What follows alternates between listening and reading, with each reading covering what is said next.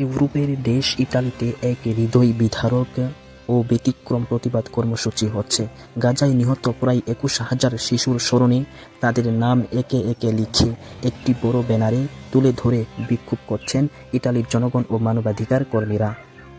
রাজধানী রোম সহ বিভিন্ন শহরে এই অনুষ্ঠিত কর্মসূচি অংশগ্রহণকারী সেই বিশাল ব্যানার বহন করে রাস্তায় অবস্থান করছেন।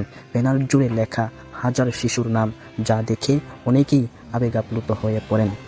প্রকাশিত ভিডিওতে দেখা যায় শত শত মানুষ একত্রিত হয়ে বড় একটি ব্যানার হাতে দাঁড়িয়ে আছেন, যেখানে গাজায় নিহত শিশুদের নাম সারিবদ্ধভাবে লেখা। প্রতিবাদকারীরা বলছেন, প্রতিটি নামই একটি হারিয়ে যাওয়া জীবনের প্রতীক।